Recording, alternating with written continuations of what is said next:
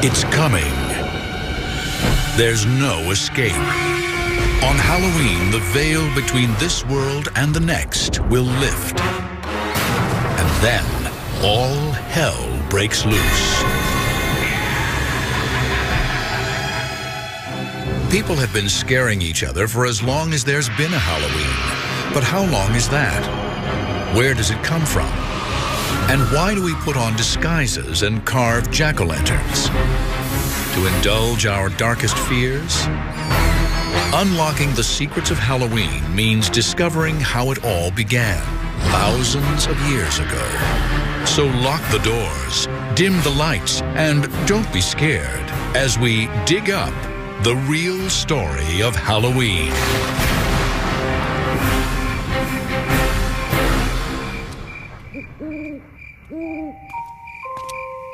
How can you describe Halloween without sounding insane? Masked children come to our doors and threaten us. In return, we give them candy. But why? Why do we carve faces into fruit, then light candles inside them? And why do we adorn our homes with coffins and tombstones? The truth is, we take great pleasure in scaring ourselves to death. Halloween is about being someone else. It's about getting outside your own skin. And I think we tolerate it because we know it's one night.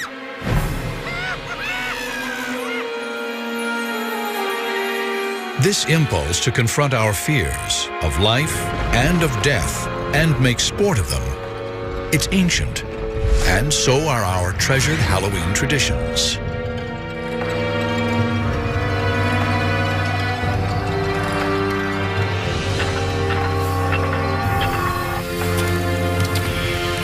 When did Halloween begin? And its ancient origins go back to the old Celtic calendar. And the old Celtic tribes divided the year between a light half and a dark half.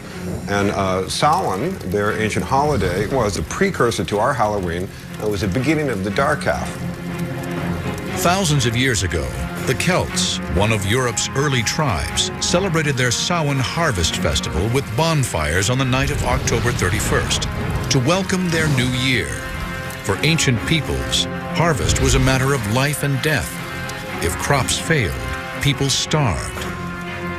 Death was always close. It was a bit of a warning. It's going to get cold and dark. Gather together, come home, and don't send anybody out alone in the dark. But the Celts believed there was even more to Samhain. What marked Samhain and this transition from light to dark was that time and space became permeable, flexible. And so that spirits, not only of the dead, but of the past or of other realities, could sort of wander into our reality. And humans could wander out and get lost in the other world as well. The veil between life and death was at its thinnest, and the living and the dead could commingle. And that's at the root of all the Halloween celebrations. Stories persist of people on Samhain night getting trapped in the other world, and of the dead appearing among the living. But the truth is, we know precious little about Samhain.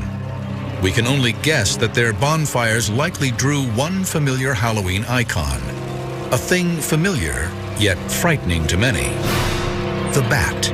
Before there was electricity, the only way you would have seen a bat would have been by the firelight. And in fact, you probably would have seen it around the fire because bats eat insects, and insects are attracted to the light. Bats come out at night, and nighttime was scary time. So if bats are the best and baddest part of your Halloween, you might just credit ancient people like the Celts. And they weren't the only ancient culture with creepy traditions. Others also looked to their dead. Many, many cultures sort of set aside a day or a couple of days to ritually celebrate and recognize the dead. An interesting thing is that you find a lot of them at about the same time period.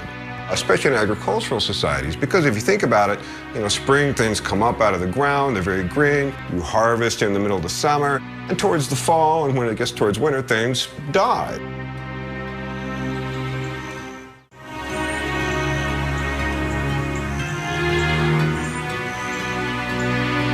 How did these ancient traditions survive into our modern era? In Western culture, they were preserved by, of all people, Christians. In a bizarre twist of history, as Christianity spread, it adopted and reimagined pagan folkways rather than try to stamp them out. This made it easier to convert pagans.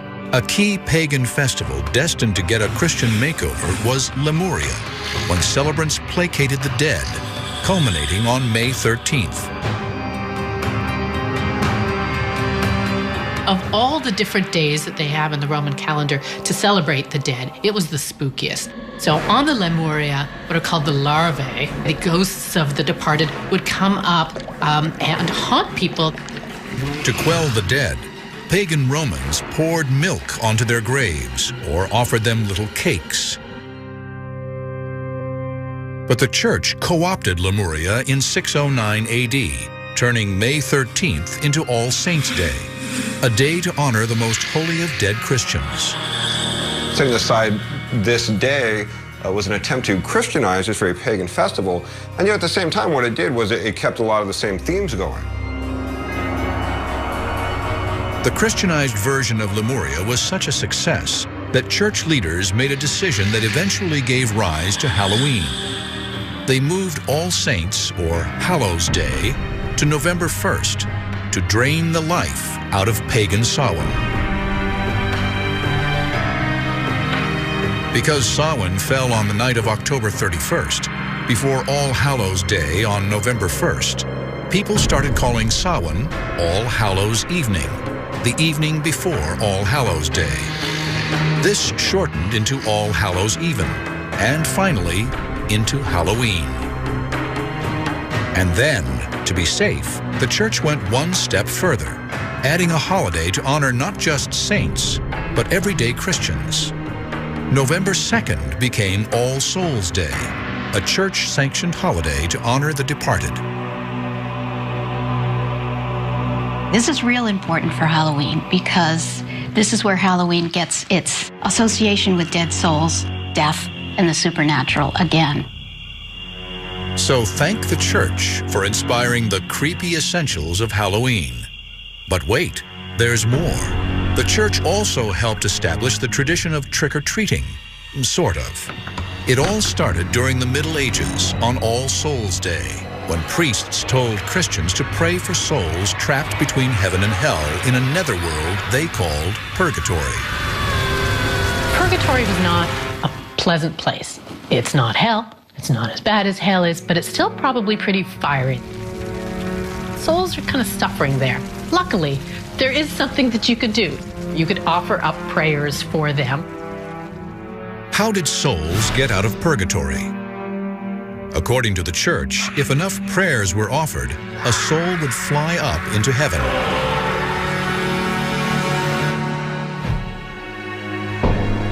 This led to a medieval custom that bears more than a striking resemblance to our modern trick-or-treat. Children would go souling, begging for soul cakes, spiced cakes filled with raisins. In return for these treats, the beggars would offer up prayers for souls trapped in purgatory.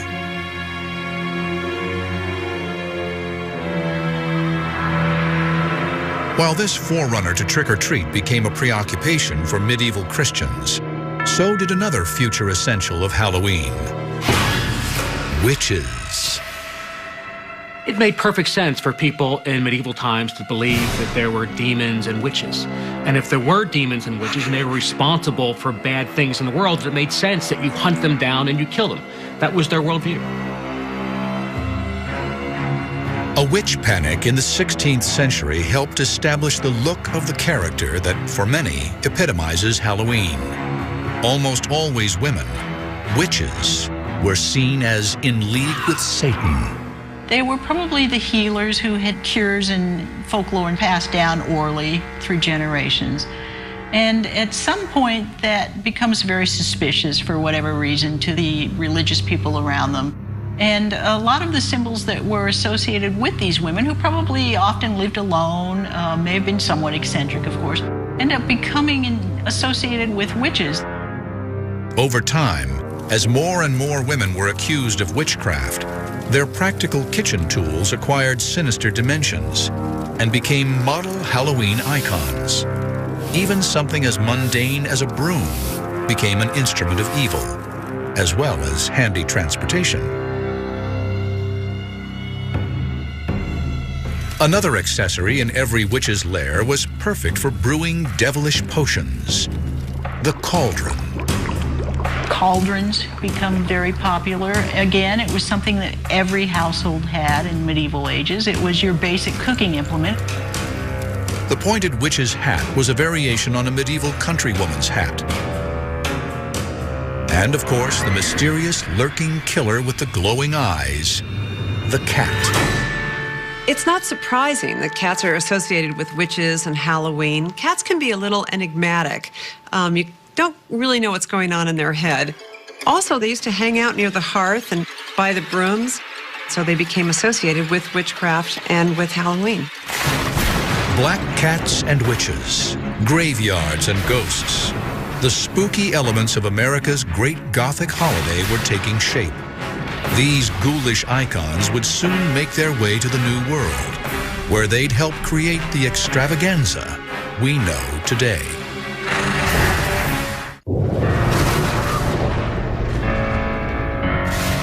Bonfires, worshiping the dead, begging for treats. The elements of our modern Halloween were haunting Europe at the dawn of the 17th century, but they hadn't yet collected into a spooky, secular holiday. History would now start consolidating them and give life to an odd celebration of death. It's death that makes this holiday. Whether it's the threat of death if there is a bad harvest, the end of one order or the beginning of a new, this idea of the endless cycle of life and death and renewal is part of a lot of holidays, not just Halloween. This period saw the continued influence of one of Halloween's most colorful icons, the mask. It often appeared in tandem with another Halloween tradition, destructiveness. Rowdy beggars at All Hallows Eve also guzzled their share of alcohol, and demands for food and drink became more threatening. Masks helped hide their identities. In Britain, they got into some very particular forms that involved dressing in costumes and going house to house to present these little plays. And at the end of the performance, they would be rewarded with food and sometimes money. Was this trick or treat? Not quite, but the resemblance was there. In 17th century England, many of these customs survived only in rural areas, but they would soon turn up in the city streets, thanks to a pro-Catholic terrorist named Guy Fawkes. On November 5th, 1605, Fawkes tried to blow up London's House of Lords with 36 kegs of gunpowder. Guy Fawkes was tried, found guilty, and hanged. And according to legend, his body was then drawn and quartered, and the pieces were thrown into a fire. The next year, on the anniversary of the failed plot, and every year that followed, the children of London mocked the memory of Guy Fawkes by causing chaos in the streets, parading, begging, and building bonfires. Today, all over England, this is called Guy Fawkes Day, or Bonfire Night. Now, Guy Fawkes Day fell on November 5th, which is very close to Halloween, so a lot of the energy that was focused on Halloween sort of shifted toward Guy Fawkes Day. While it wasn't our Halloween yet, it had all the signs. Children and adults alike taking advantage of the darkness and letting loose. But would this pagan form of celebration make its way across the Atlantic to disrupt the sanctuary of the New World? Not if colonial Puritans had their way. For the Puritans of New England, the supernatural was a dark, menacing force, not a harmless superstition worthy of inspiring a holiday. Despite their efforts to kill the Halloween tradition before it took hold, there were a few Guy Fawkes celebrations that made their way to the shores of America. Other settlers tolerated or even embraced the traditions that threatened the Puritans. And seeds were planted for the holiday that would morph into our American Halloween. For example, there's an 1833 description of a Halloween, not even so much a party, but just a small gathering where they told ghost stories around a fire. But now, one more spooky standby. The image of a spirit or ghost would join witches and skeletons in a macabre Halloween dance. By the mid-19th century, America was primed for a much darker holiday. Having endured 4 long years of civil war that ended in 1865 with over 500,000 dead. There were so many unclaimed, unknown dead bodies that the Civil War left behind that this country was obsessed with death. And mostly it was that so many of these soldiers died unknown.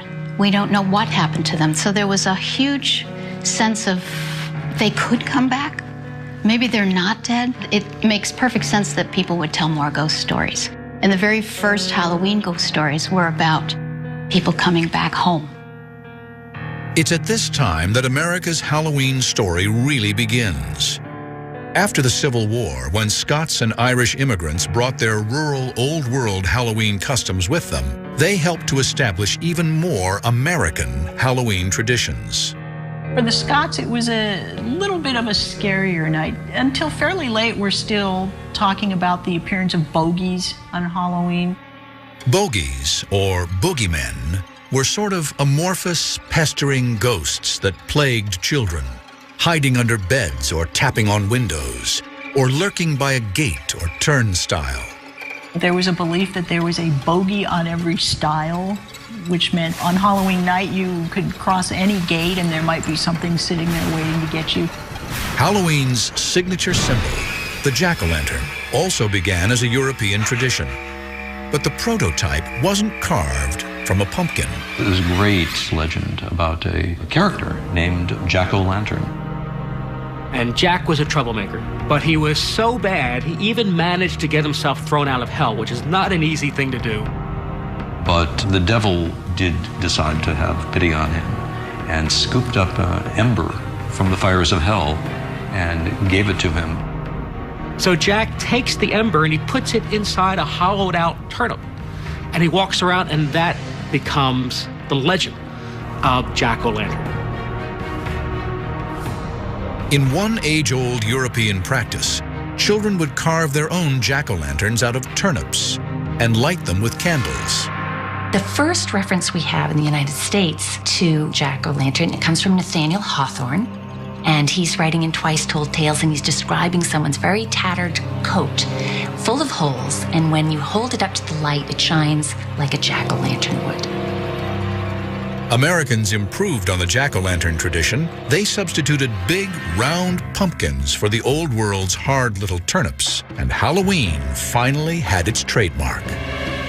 Pumpkins are generally harvested around Halloween, and kids realized jack-o'-lanterns could be a prankster's best weapon on Halloween night. Kids figured out this great thing they could do. They could take a pumpkin and you could hollow it out and you put a candle on it. And then you take that pumpkin and you put it on a stick and you put a sheet over it. And you parade around, you can put it in front of a window or something, and it's really a pretty scary picture. Jack-o'-lanterns soon became the face of Halloween. But Scots and Irish immigrants also brought with them the more rambunctious, stone-throwing, prank-playing Halloween reveling to America. And on Halloween night, at the dawn of the 20th century, there was a whole dark world of trouble just waiting for American boys. Halloween had been on a dark and scary journey from its origins with the Celts centuries ago. In the Middle Ages, it became a Christian holiday honoring the dead. But by the 16th century, it was turning into a rowdy kids' celebration, marked by begging and pranks. By the 1800s, Halloween had even moved into cities and towns across America. But the ghastly face of Halloween was reimagined in gruesome shades of orange and black at the turn of the 20th century. For the first time, artists of the era brought together all things scary and linked them to Halloween. Skeletons and spiderwebs, jack-o'-lanterns and bats. They established the look of Halloween that we still use today. Among these icons are white-sheeted ghosts.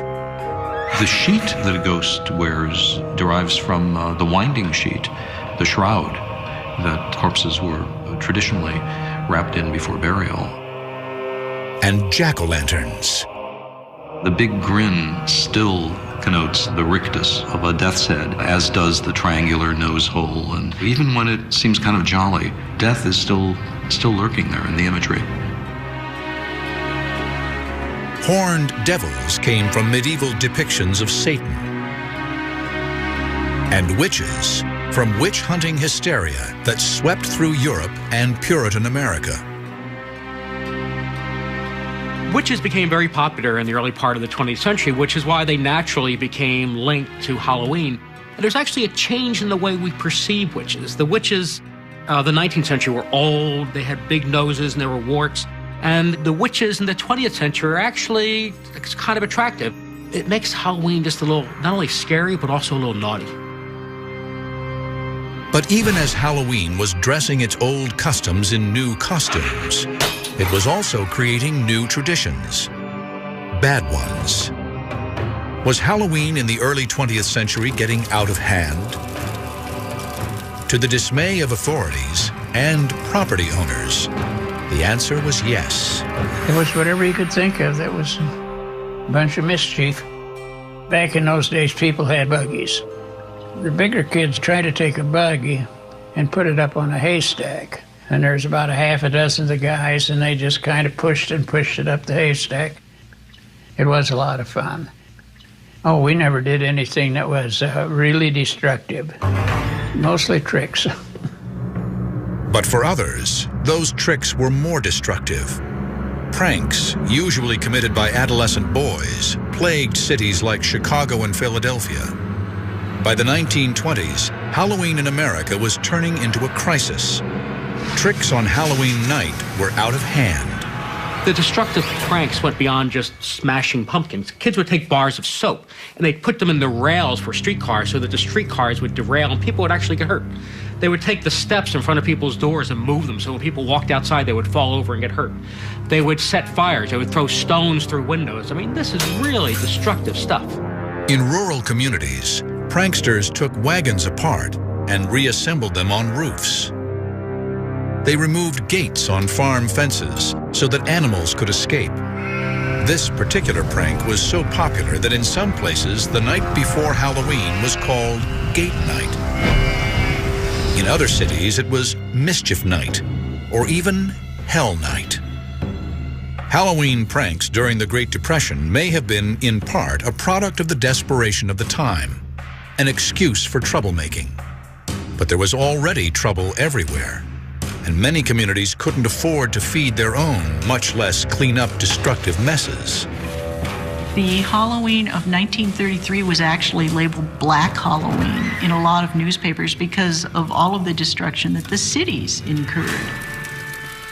The kids were no longer just doing innocent, silly things. Now they were smashing light bulbs. They were setting fire to buildings. They were smashing car windows.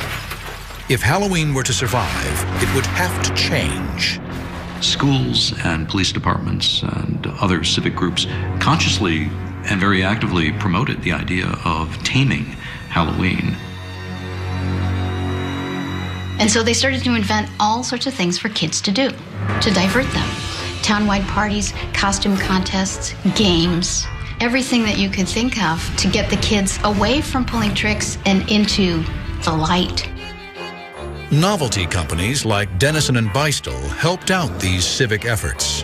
Dennison published a series of Halloween guides called Bogey Books that suggested ways of turning Halloween from a prank night into a party night. Dennison was one of the first companies that realized there was money to be made off of Halloween. They started to put their own Halloween materials out for retail sale in drugstores all over America. They also made masks and paper costumes. This was a first. It was the first time that costumes were specifically made and marketed for Halloween. Before that, costumes had all been homemade. When I was a kid, it wasn't Halloween outfits like you wear now. So basically, you wore your overalls or your jeans or sloppy clothes, but you didn't go downtown and buy a special outfit just for Halloween. Just anything, you know, to make yourself a little conspicuous. Paper costumes were fancy and an improvement on the homemade variety, but they had their drawbacks. Unfortunately, a lot of that paper was flammable. And I was surprised at how many newspaper clippings I came across of costumes catching fire. Soon, other manufacturers, looking to tap into the kid market for Halloween costumes, began making more durable disguises. Sears' first box costumes came around 1930, and then it went from there. And the costumes came off of radio show characters and the funny papers. Costumes for parties, costumes for wild, town-wide parties, and for school parties and church parties. Halloween was a big social occasion. Halloween parades also helped drag the holiday out from the shadows and into the public arena. Allentown, Pennsylvania may have had the first parade in 1905, but others soon followed. Toms River, New Jersey in 1919. Anoka, Minnesota in 1920. Anoka has held its parade every year since. In fact, the city now bills itself the Halloween capital of the world. Each of these local efforts to tame Halloween worked to some extent. But what Halloween really needed was a whole new tradition, and it would soon get one. But this new tradition would prove to be a variation on a very old Halloween theme.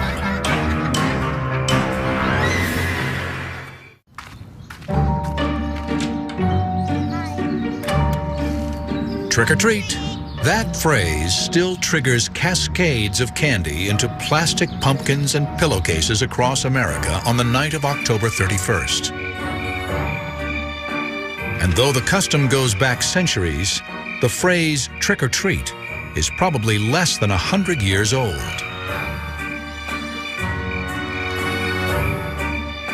Trick or treat is amazingly new. People think trick or treat goes back for centuries, and it doesn't. Trick or treat is actually less than 80 years old, probably. The term derives from pranking that was very widespread and destructive in America in the 20th century. And at some point, somebody came up with the brilliant idea of buying off these pranksters. Homeowners bribed rowdy kids with homemade treats, such as popcorn balls and candy apples, to avoid getting pranked or tricked. In 1939, the phrase and the custom turned up in print. Doris Hudson Moss published an article in American Home magazine that talked about the success she had having a Halloween open house for the kids in her neighborhood. She didn't get tricked. She gave them sweets. It all worked. With the new custom came new treats. Not so much homemade goodies like popcorn balls. Now kids got store-bought, pre-packaged candies. Mars bars, Reese's cups, and good old Hershey's chocolate. Candy finally killed the rowdy Halloween. And now the time was right for the reinvented holiday to hit Hollywood. Uh-oh, the boys!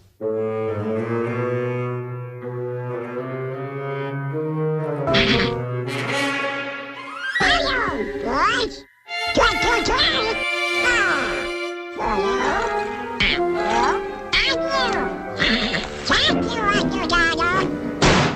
Halloween was becoming a pop culture phenomenon. a national festival attended by millions, celebrating the joys of scavenging for mass-produced candy. I loved Halloween when I was a kid. I participated in it. I loved the rituals of it.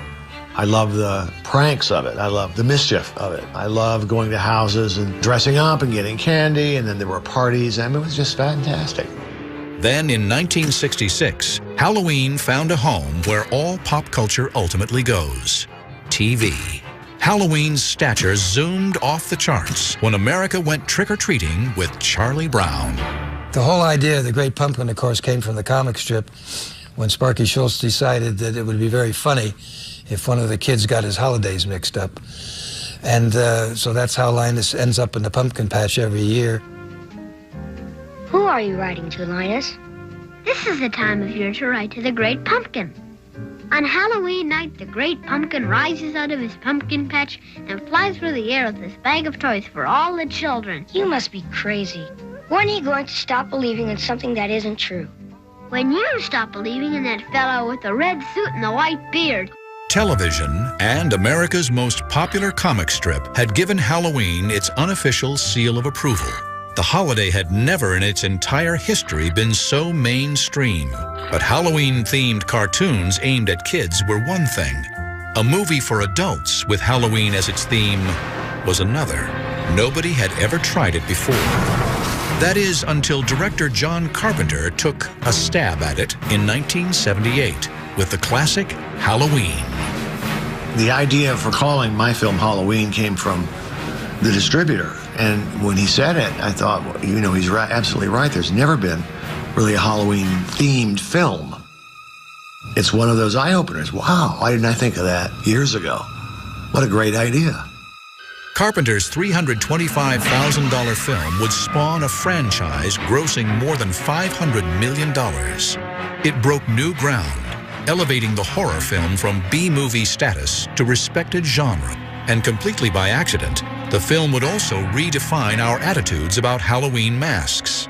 It started when the wardrobe budget forced the crew to create a mask for the villain, Michael Myers, for next to nothing. The production designer ran up to Burt Wheeler's Magic Shop on Hollywood Boulevard and bought this Captain Kirk from Star Trek mask, which didn't look anything like William Shatner, just looked this strange face, elongated face. But it was spray painted and fixed up a little bit. It was distorted, which is perfect. It's kind of written that way in the script, as wearing a face.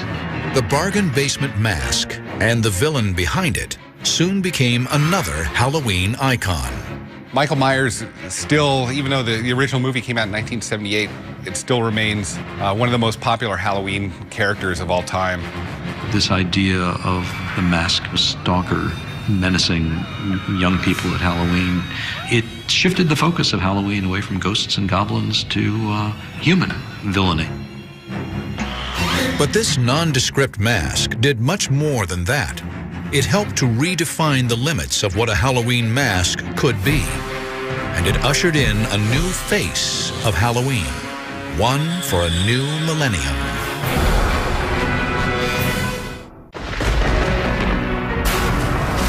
For hundreds of years, masks and costumes have been a way for partiers to disguise themselves. And now, it's a multi-million-dollar business.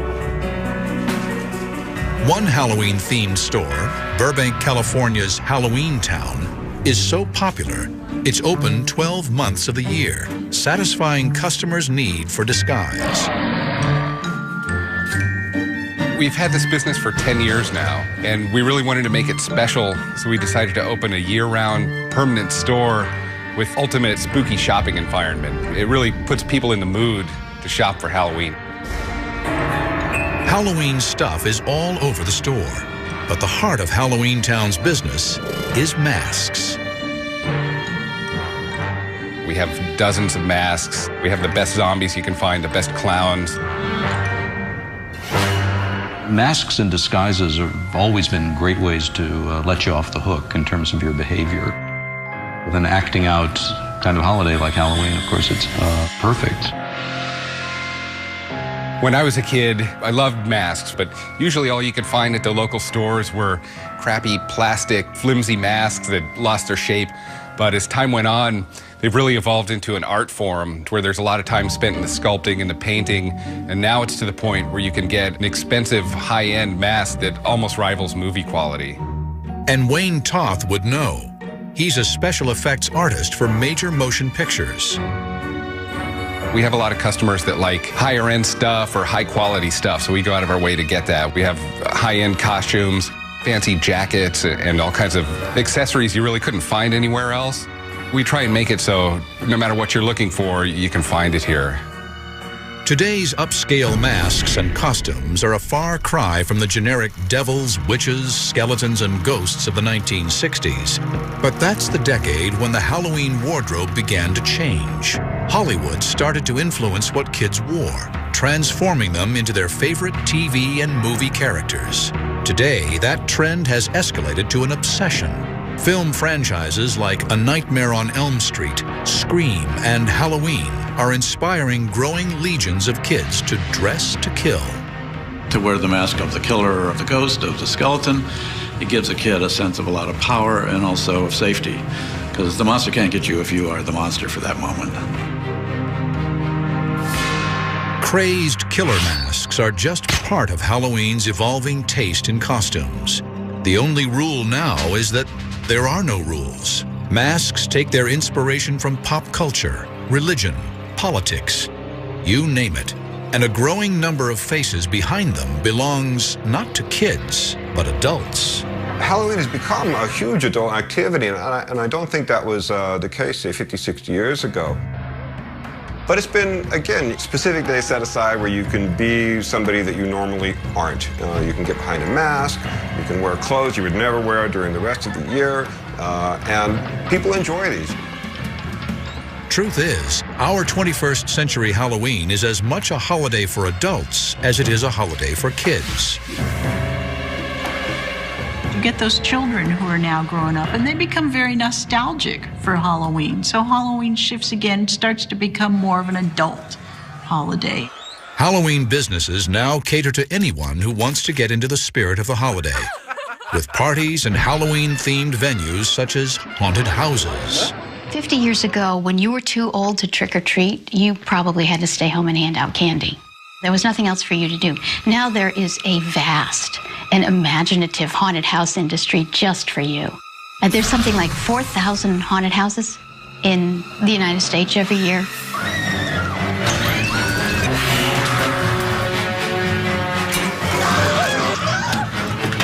I loved haunted houses. It fascinated me. They terrified me as a kid. But haunted houses aren't the only place to find adults getting out on Halloween. In places like New York City's Greenwich Village Halloween Parade and West Hollywood's Halloween Carnival, the holiday takes a walk on the wild and naughty side. Of course, the gay Halloween parade is now a big fixture in San Francisco, in Los Angeles, and of course a big part of the New York celebration. But it's this idea of turning the world on its head and being who you aren't or would like to be. Again, it's that mercurial American obsession with self-transformation. And that's the thing I think that really ignited Halloween in America. This sexually liberated Halloween sometimes crosses the line from adults to adults only. If you look at the costumes that are sold to adults these days, the costumes for women are all kind of borderline prostitute costumes. You know, the sexy nurse, the sexy maid, the sexy anything. Now, grown-ups are taking it one step further. They stock up on specially packaged Halloween novelty candy and join their children going door to door on Halloween night.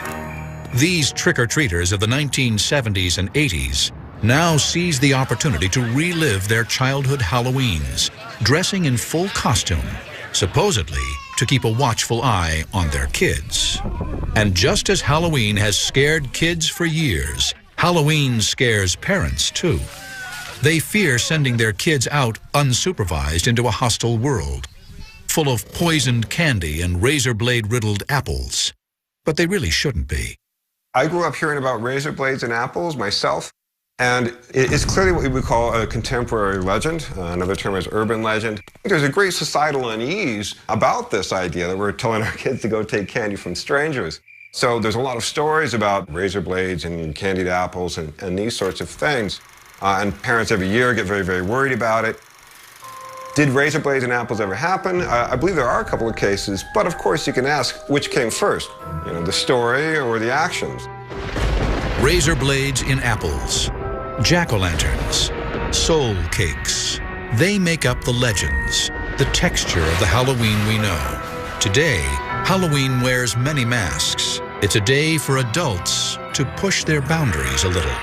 Clearly, a lot of women want to have a very sexy side of them, and it's only on Halloween that they bring it out. Maybe, you know, they could do a little more often. Yet Halloween still remains the domain of kids. When you're a kid, you had one night a year where you were in charge. You got to dress up. You got to be something that you usually weren't. And you kind of even got paid for the privilege of this. It was an amazing holiday. Halloween doesn't like to have its energies tamed. You know, it's the rebellious aspect's going to pop up somewhere. Look close enough, and you'll see that Halloween is a showcase of everything the human race fears. Through the centuries, we've learned to live with what scares us most. And now, on October 31st, we turn our fears into fun.